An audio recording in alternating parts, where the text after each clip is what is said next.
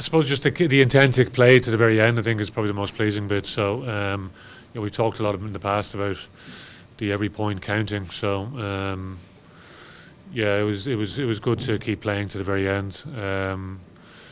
Wasn't perfect really the first half. I thought we were a little bit scrappy, misfired around the set piece a few times as well.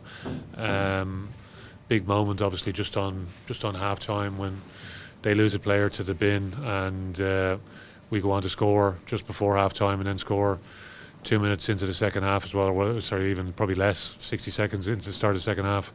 So the score goes from 7-3 to 21-3. So, but yeah, we managed to hold on to the ball a bit better than we probably did last week against Munster. We coughed up a lot of ball and had very little possession. So it was nice to be on the other side of possession stats today.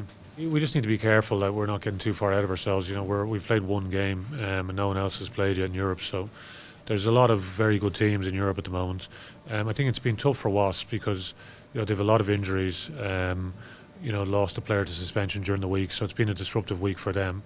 And sometimes in Europe, you only need to be a little bit off and you come unstuck, and sometimes then the score can get out of control. And we know that ourselves because we got beaten by Wasps by 50 points in the Rico a number of years ago. So, and we got pretty heavily beaten here as well, in a game where we had a ton of possession. So it can be a little bit misleading at times. It was very close going into half time. Could have easily been 7-3. There were 15 on 15 at the start of the second half. So, as I said, that was a big moment in the game. But what was the most pleasing bit is we kept pushing and pushing and pushing to the end. But up until half time, there was lots of parts of our game that were probably not quite to the standard we would like. So there's definitely scope for us to get better. We'll get, just to make our normal, we'll do our medical process, have a look at the A game as well.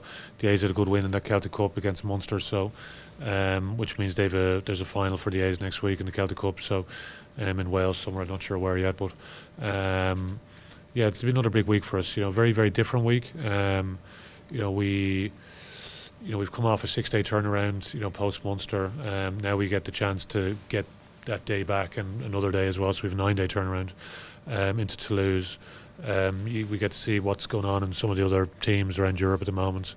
Guys get to recover over the weekend, and we get a decent week's training, hopefully.